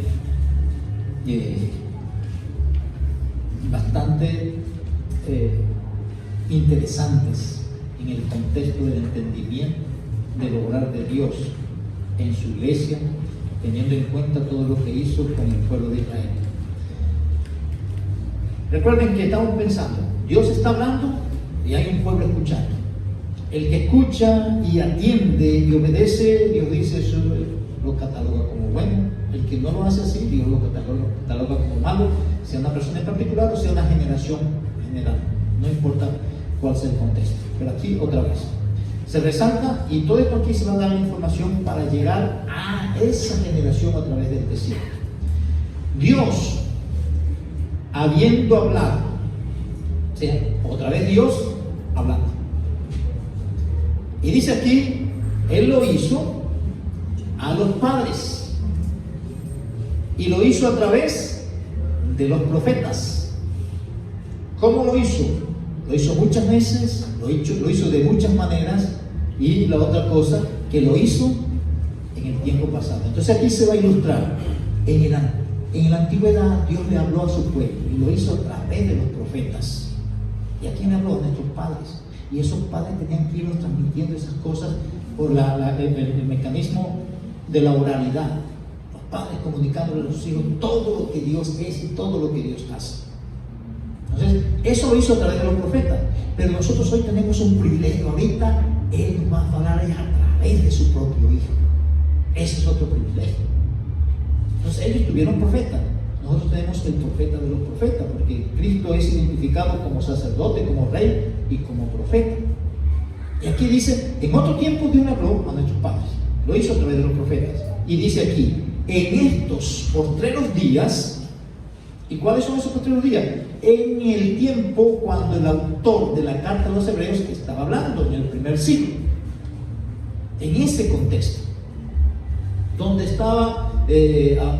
hacían más de 30 años había muerto el Señor Jesucristo, y está diciendo, Dios habló en el pasado de esta manera a través de los profetas, pero ahorita ya no es lo que están diciendo, porque esto es una carta dirigida a unas personas que eran judíos y que creyeron en el Evangelio, pero querían estar enfrascados todavía en las cosas de la ley, y él está diciendo, oye, Dios habló en otro contexto allá a través de los profetas y esto, pero ahorita le está hablando a través de Jesucristo, lo que estamos viendo en el libro de los Hechos.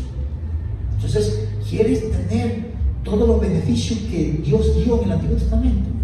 Eso se cumplió en Cristo, y a través de Él que está hablando.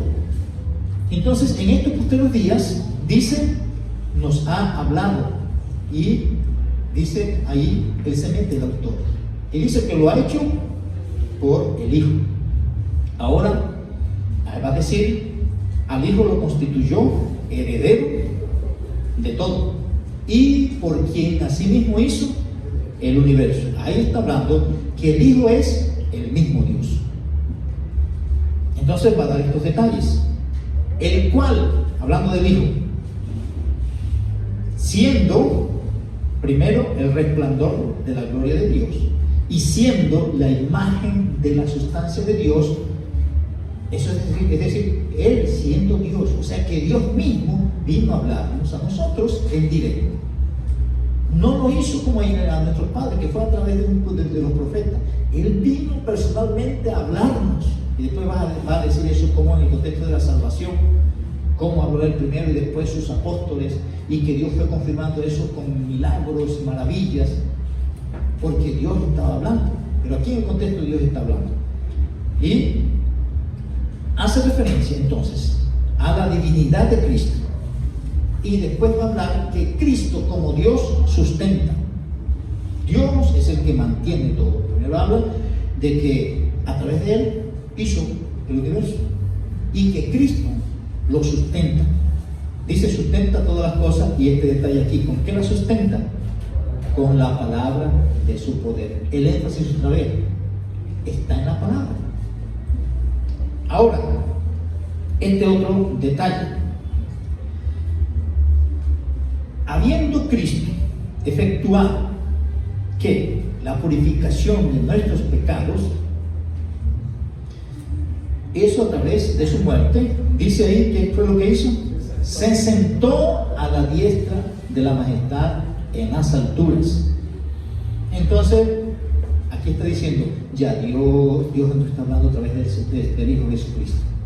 Y Él no está enfocado en esas cosas de la ley para desarrollar al pueblo de Israel. Él está enfocado en una obra que hizo Cristo, y que Él ahorita no tiene que hacer otros detalles aquí, sino que Él ahora está sentado, descansando, está en reposo, y los que creen en Él pueden estar reposados en que Él va a cuidar de ellos. Eso es lo que va a decir después, que eso fue lo que le pasó, lo que le faltó a la generación en el desierto. Ellos no querían confiar en un Dios que está haciendo las cosas, ellos querían hacer otras cosas. No querían confiar que Él estaba proveyendo y que ellos no tenían que estar haciendo cosas que le ofendían a Él para lograr lo que ellos pretendían. Entonces, Él se sentó a la diestra y dice ahí, hecho tanto superior a los ángeles, cuanto heredó más excelente nombre que ellos. Eso en el capítulo 1. Eso es para que llevemos la idea. Capítulo 2, versículo 1 al 4 también. Si eso es así, Dios está hablando otra vez de su Hijo. Su Hijo nos dio la salvación, Él es el que sustenta todo. Y después que nos redimió y nos libró de nuestros pecados, se fue y está sentado allá, porque ya su obra está completa, está hecha. Pablo va a decir después que nosotros estamos completos en Cristo y que nos toca descansar, reposar en Él y no estar haciendo cosas para lograr algo que en nuestra mente pensamos que hace falta, sino someternos a lo que Él está diciendo y apropiarnos de su provisión diaria. Entonces dice, por tanto, dice aquí, si eso es así, es necesario que con más diligencia que atendamos. Entonces, otra vez apunta que nosotros debemos atender qué es lo que Dios está diciendo, atender a su palabra, ver qué es lo que Él está diciendo y someternos a eso.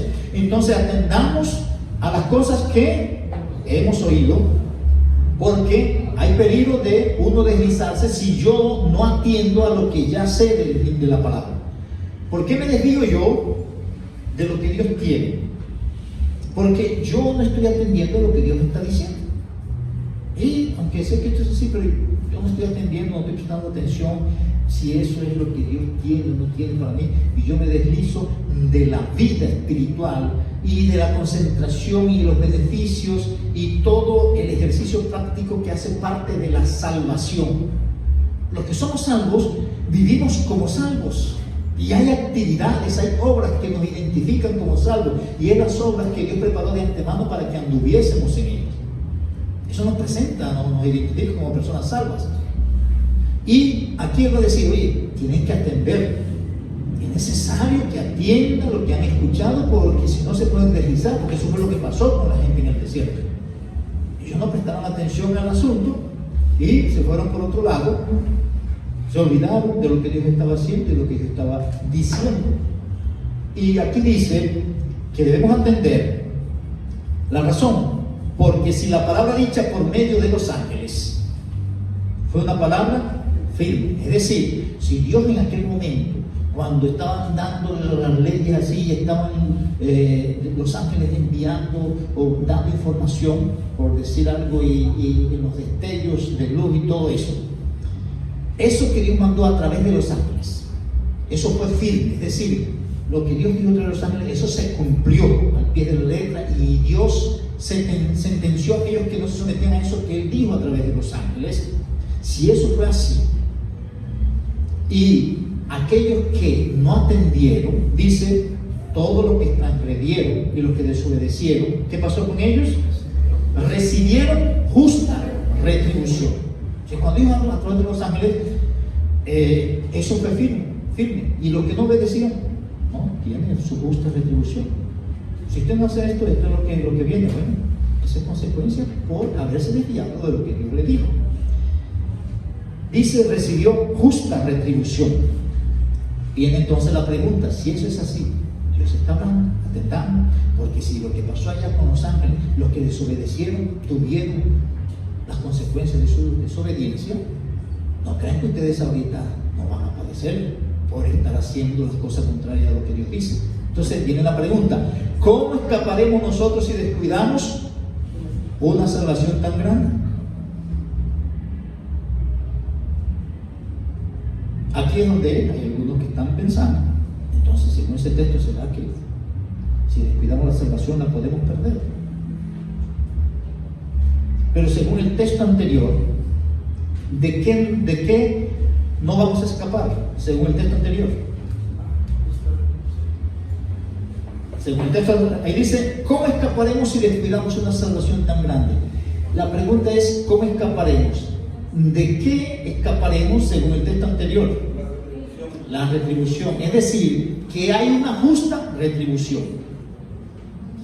Entonces algunos piensan que la justa retribución, si yo no cuido la salvación, es que Dios me la va a quitar. El texto no está diciendo que es la justa retribución. Dios es justo para hacer lo que va a hacer. Porque si es así, ninguno vamos a entrar al cielo. Porque nosotros desde que nos levantamos hasta que nos acostamos y aún durmiendo, soñando, estamos pecando. Nosotros no dejamos de pecar hasta que Dios nos lleve de aquí.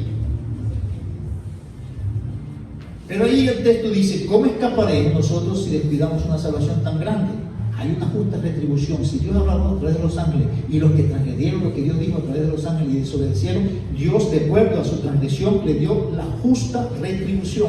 Si yo descuido lo que estamos hablando de lo que pertenece a la salvación, yo voy a tener mis consecuencias. Usted tiene sus consecuencias cuando está mintiendo, porque Dios le va a dar consecuencias por estar violentando lo que Él dice. Todos tenemos consecuencias de lo que somos conscientes que estamos pecando. Es más, a veces hasta estamos pensando y revisando porque estamos pasando por ciertas cosas y pensamos que puede ser retribución por algunas cosas que estamos haciendo y no nos hemos dado cuenta. Pero ahí se enfatiza que nosotros debemos atender. Y una de las razones es que hay consecuencias cuando nosotros transgredimos o desobedecemos lo que Dios tiene para nosotros. Y el ejemplo que va a poner después, miren lo que pasó con la generación en el desierto. Tuvieron toda la información y todo de Dios y tuvieron una justa retribución por haber desechado a Dios y desechado a su palabra. Entonces, el apóstol, el escritor de los Hebreos va a tomar eso como un ejemplo. ¿Qué creen que ustedes ahora van a escapar de las consecuencias del pecado? No, ustedes tienen consecuencias aquí. Nosotros estamos libres de las consecuencias de la condenación eterna por el pecado al reconocer a Cristo Jesús como nuestro Salvador. Pero todo pecado que cometemos aquí tiene consecuencias en nuestras vidas. Todo, no hay uno que no tenga consecuencias. Porque si no tuviera consecuencias, Dios no sería justo. Lo único que el texto dice, una justa retribución. Por esto Dios no me va a quitar la salvación. Por ninguna cosa Dios me va a quitar la salvación. La salvación nosotros no la podemos perder porque tampoco la podemos ganar. Dice el texto, esa salvación, dice, la cual habiendo sido primero anunciada por el Señor. Dice, esa salvación la anunció el Señor Jesucristo. El autor de los Hebreos está refiriendo a esos creyentes judíos ahí.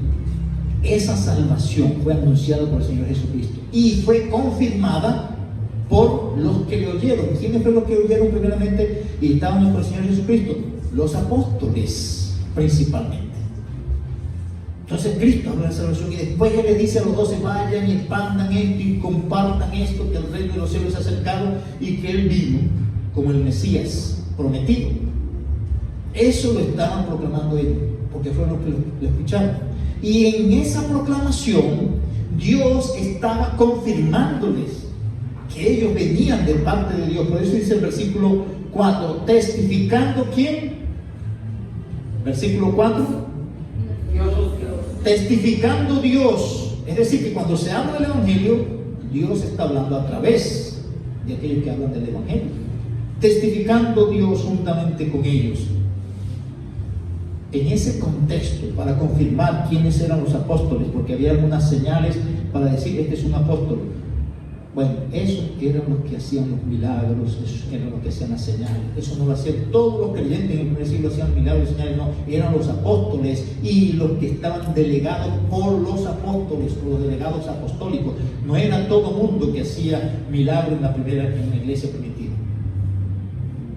Y era para confirmar, ese es un siervo que yo he enviado, porque eso fue lo que pasó también cuando se dio todo lo que se dio con Moisés. ¿Qué confirmaba que venía de Dios? Todos los milagros que él hacía. Y por eso lo tenían como el siervo de Dios. Aquí pasaba lo mismo. Hebreos capítulo 3 ahora, detalles más específicos. Si esto es así, por tanto, hermanos santos, participantes del llamamiento celestial, ¿qué es lo que viene? Considerad. Entonces enfóquense, tengan su mente en el apóstol y sumo sacerdote de nuestra profesión. ¿Quién es ese? Cristo Jesús. Enfóquese. Por eso es que hablamos de la vida cristiana. Enfóquese en Cristo y la provisión de Cristo. Allá era más con Dios Padre, porque no había la idea de Jesucristo como se ve aquí. Allá había la idea de un Mesías, pero aquí todo es en Cristo, y por eso usted va a ver en el Nuevo Testamento, en Cristo somos justificados, todo en Cristo y a través de Cristo. Entonces aquí tengan su mente en Cristo, y va a dar detalles, el cual dice ahí es fiel al que lo constituyó, como también lo fue Moisés. Entonces hace referencia que hizo Dios allá en Egipto, constituyó a Moisés como el que iba a encargarse de sacar al pueblo de Israel, y a través de Moisés dar las leyes al pueblo y después para que entraran a la tierra prometida. Y que en ese contexto Moisés fue fiel a Dios. Entonces está diciendo, él como le está escribiendo a un grupo de judíos, y él está diciendo, este del que yo le estoy hablando, enfóquense en él, porque ellos no querían. Recuerden que estamos hablando en Hechos, que la mayoría de los judíos no quieren aceptar que el Mesías es Jesús de Nazaret. Aquí dice, consideren, enfóquense en que es él es fiel, el Señor lo constituyó a él, así como ustedes creen en Moisés y piensan que Moisés es el todo. Dios lo constituyó allá y lo puso en toda la casa de Dios. Pero ahora Dios lo constituyó a él, a Jesús de Nazaret. Y él le dice a ellos, considerad, porque, consideren a Cristo, porque de tanto mayor gloria que Moisés es estimado este. Entonces ustedes están hablando de Moisés y ustedes piensan que Moisés y todo está a través de Moisés y con las leyes de Moisés. Él le dice, consideren a Cristo, enfóquense en Cristo, porque Dios constituyó a Cristo, así como constituyó a Moisés en aquel momento. Lo único que ustedes no han querido aceptar, eso es lo que se ve en Hechos, pero aquí esto todavía tiene dificultad, y el escritor de los Hebreos le está dando claridad. Y está diciendo, allá administró Moisés esto, ahorita es Cristo el que está amonestando, y todo va administrando.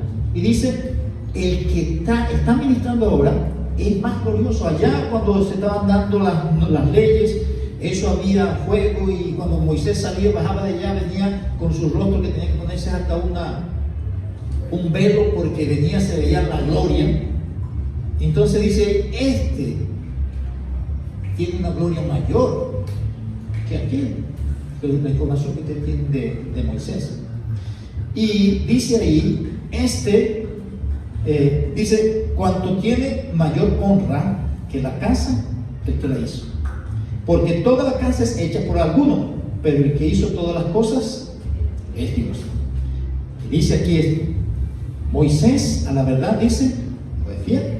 Vamos a reconocer que Moisés no hizo lo que tenía que hacer, pero cumplió un ministerio hasta cuando Dios lo puso.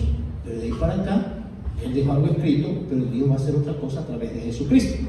Moisés, a la verdad, fue fiel, dice, en toda la casa de Dios. Y fue fiel, y quiero lo que era él, un siervo. Fue fiel como siervo. En la casa de Dios. Lleven esa idea. Moisés fue fiel en la casa de Dios como un siervo. Casa de Dios y como siervo. Pero Cristo fue fiel como hijo sobre su casa.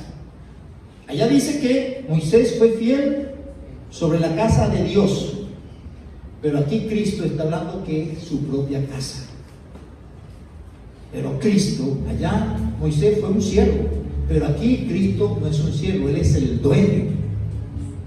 Él es el dueño. Entonces, pero Cristo como hijo sobre su casa, y va a especificar aquí, la cual casa dice, somos nosotros.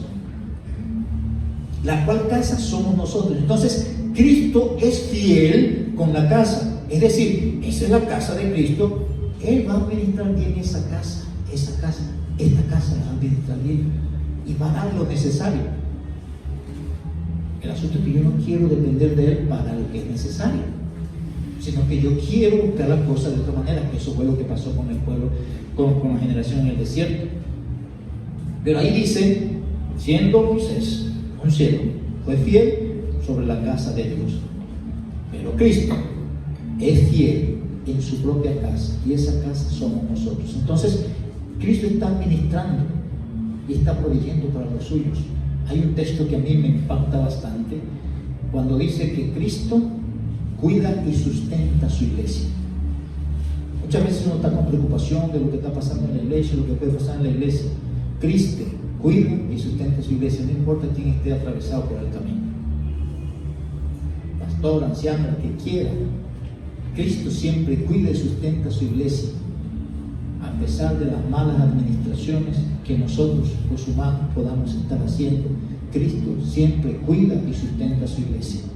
Esa es su casa, su iglesia, nosotros. Y Él es fiel con eso. Eso no depende de nosotros. Nosotros estamos llamados a disfrutar del obrar de Él. Y mientras más entendemos eso y nos asociamos con eso, disfrutamos mejor eso. Versículo 7. Si eso es así, por lo cual el Espíritu Santo dice, otra vez viene. Así que si eso es así, si Cristo está administrando y Él le dice algo, pues preste atención. Eso es lo que Dios está diciendo. Váyase por ese lado, que eso es lo mejor. Por eso dice entonces, por lo cual dice el Espíritu Santo, si oyereis hoy su voz, no endurezcáis vuestros corazones. Y dice, como en la provocación, en el día de la tentación, ¿dónde? En el desierto. Porque ellos estaban escuchando todo lo que Dios les estaba diciendo. Y ellos tenían todo lo que ellos necesitaban, porque Dios se lo estaba proveyendo. Pero ellos se endurecieron su corazón, ellos querían otra cosa e irse por otro camino. Escuchando y viendo todas las cosas. Aquí dice, oye, Cristo es fiel y nos está dando todas las cosas. En el contexto material, en el contexto espiritual. Va a dar detalles aquí. Donde me tentaron nuestros padres, dice, me probaron y vieron mis obras 40 años. Otra vez lo que ya leímos allá, a causa de lo cual me disgusté contra esa generación y dije, esta generación siempre están vagando en lo que ellos quieren en su corazón. Ellos no han entendido ni han conocido qué es lo que yo quiero. Resaltando otra vez la misma cosa. Solamente aquí lo hace este autor de los Hebreos. Y si eso fue así, si ellos están haciendo lo que ellos les da la gana, entonces yo juré, en mi enojo, estas personas no van a disfrutar del reposo. Y estaban esperando llegar a la tierra prometida y disfrutar de ese reposo allá. Pero ellos no estaban confiando en lo que Dios venía haciendo. Y viene la exhortación en el capítulo 3.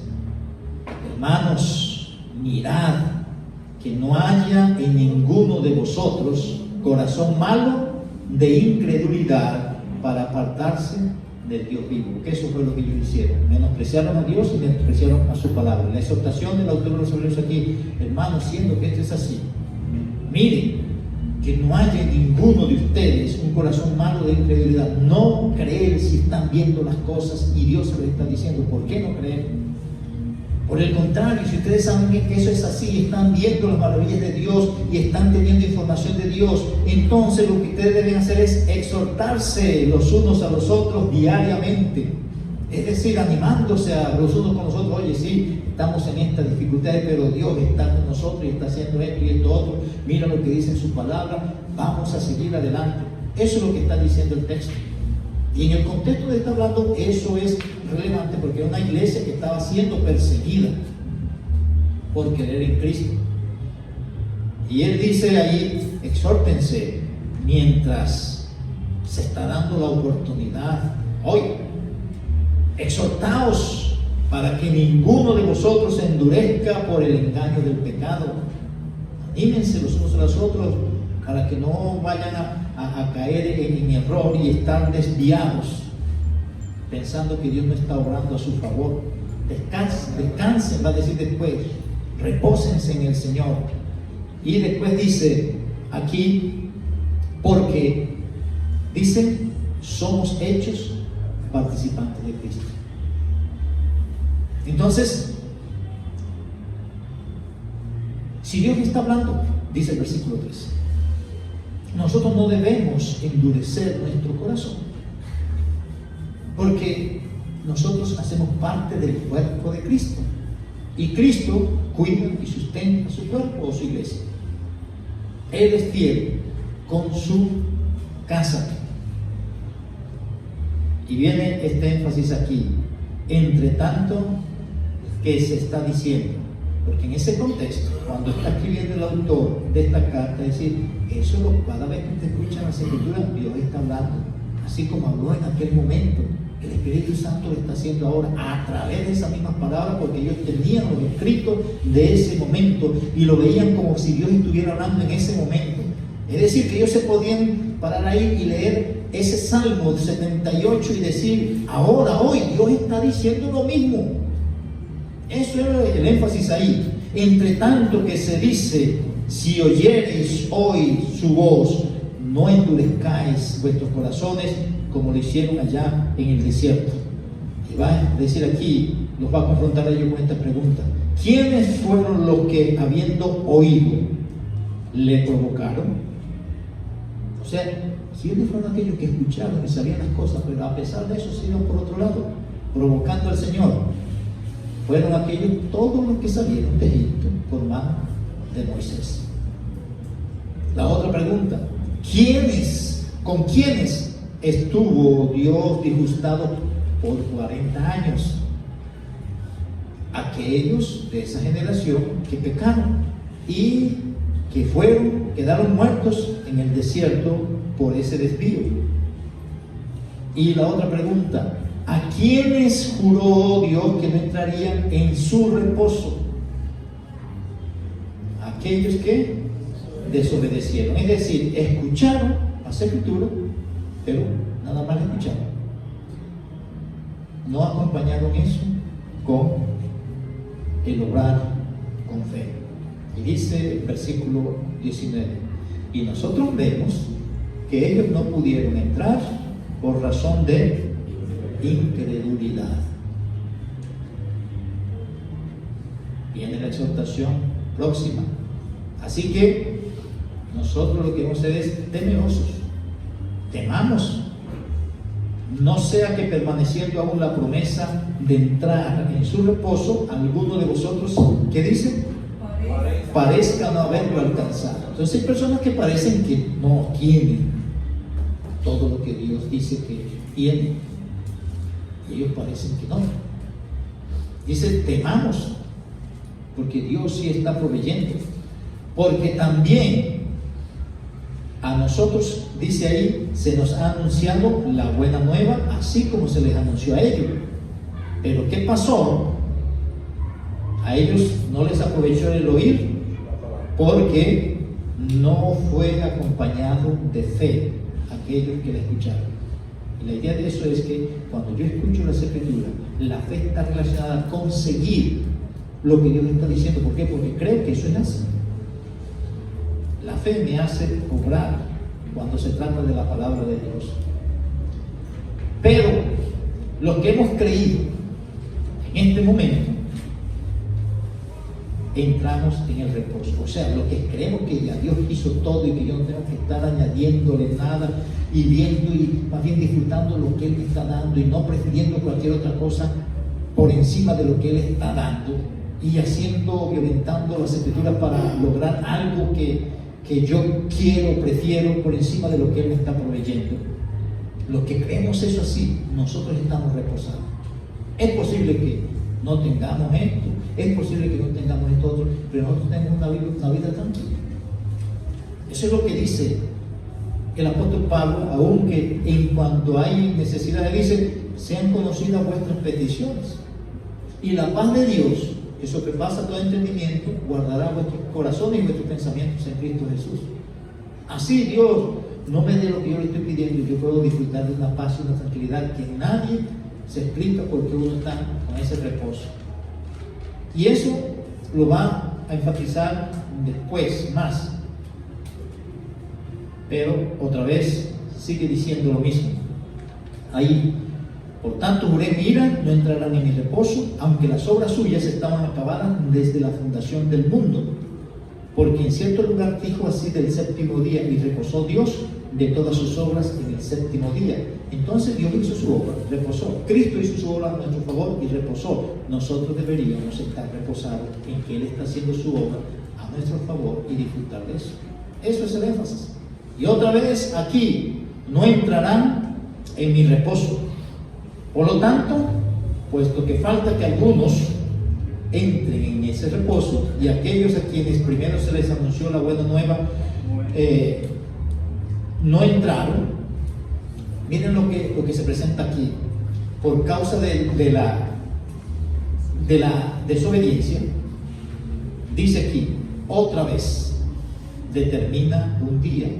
En el contexto en que está escribiendo el autor de la carta, en ese momento, hoy, otra vez, cuando usted lee ese salmo, Dios le está hablando a usted otra vez. Es lo que está diciendo el autor de los Hebreos.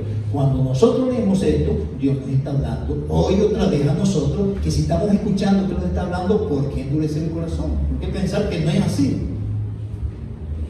Deberíamos seguir eso, diciendo después de tanto tiempo por medio de David, como se dijo, si oyeres hoy su voz, otra vez, no endurezcáis vuestros corazones.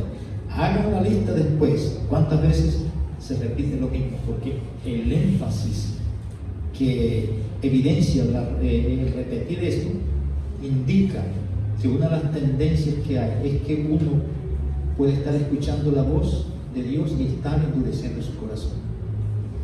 El hecho es que lo estoy diciendo una y otra vez. Ahora dice este detalle aquí.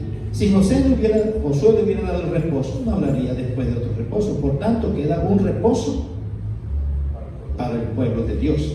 Porque el que ha entrado en su reposo, como estábamos diciendo anteriormente, el que ha entrado en su reposo también ha reposado de sus obras, como Dios reposó de la suya. Es lo que venimos diciendo. Dios hizo su obra y reposó. Cristo hizo su obra a favor de nosotros y reposó. ¿Y qué dice? Nosotros debemos reposar en el Señor. Última exhortación. Procuremos, pues, entrar en ese reposo, para que ninguno caiga en semejante ejemplo de desobediencia. ¿Cuál es el ejemplo de desobediencia? La generación en el desierto. Y este énfasis aquí. Entonces procuremos entrar en este reposo para que no vayamos a caer en ejemplo de desobediencia. Procuremos, porque la palabra de Dios es viva y eficaz y más cortante que toda espada de dos filos. La palabra de Dios penetra hasta partir el alma y el espíritu y las coyunturas y los tuétanos.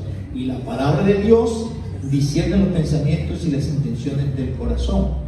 Entonces, procuremos entrar en ese reposo. La palabra de Dios está hablando y ella está certificando y ella va haciendo trabajo en la vida de las personas, y de tal manera que uno no puede ocultar o esconder delante de Dios las cosas que están claras delante de Él. Y es lo que dice después: y no hay cosa creada que no sea manifestada o manifiesta en la presencia de Dios. Por el contrario, todas las cosas están desnudas y abiertas a los ojos de aquel a quien tenemos que dar cuenta. Entonces, si vamos a dar cuenta, las cuentas están relacionadas con la atención que se le presta a la palabra de Dios. Versículo 14: por tanto, teniendo un gran sumo sacerdote que traspasó los cielos, es decir, Jesús el Hijo de Dios, retengamos nuestra profesión, porque no tenemos un sumo sacerdote que no pueda compadecerse de nuestras debilidades, sino que tenemos un sumo sacerdote que fue tentado en todo según nuestra semejanza, pero sin pecado. Acerquémonos pues confiadamente al trono de la gracia para alcanzar misericordia y hallar gracia para el oportuno socorro. ¿Qué nos está diciendo? Acudir a la provisión divina y confiar en lo que Dios está haciendo, pero en todo el contexto del libro de la carta a los Hebreos. Está hablando a un pueblo judío que creyó en el Señor Jesucristo como el Mesías, pero que están queriendo conducirse por medio de la ley de Moisés, y ellos no están reposando en que Cristo pagó por ellos, sino que ellos: no, tengo que circuncidarme, tengo que hacer esto, una cantidad de cosas, y ellos no estaban reposados en el Señor. Muchas veces nosotros estamos en lo mismo, no con la ley de Moisés, porque nosotros nos creamos nuestras propias leyes con las cuales condenamos a nosotros y queremos condenar a otras personas. La mayoría de nuestras condenas con otros es porque la persona no es porque no está haciendo lo que Dios dice, sino porque no está haciendo lo que yo quiero. Hay muchos que se enojan con usted porque usted no hizo lo que la persona quiso. Eso es un desastre, pero es la realidad, y no hay reposo en el Señor. El Señor nos libre de caer en esa generación del desierto. Vamos a orar. Padre amado, te doy gracias por permitirnos tener este rato aquí. Gracias por fortalecernos, gracias por darnos alivio para poder soportar el tiempo. Gracias por el entendimiento que puedes abrir en cada uno de aquellos que escuchan tu palabra. Y gracias porque es el alimento necesario y fundamental para nosotros, tus hijos. Ayúdanos, Señor, que al salir de aquí no olvidemos,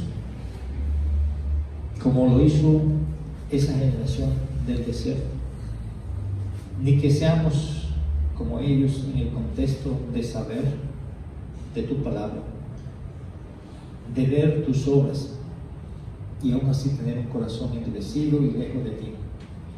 Ayúdanos en cualquier contexto donde estamos viviendo, en la generación en la cual estamos, a tener orientación bíblica y guiarnos por ella.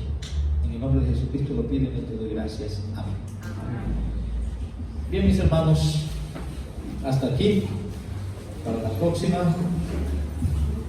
concluiremos con esa temática, con otros detalles generales, si Dios así permite, claro está.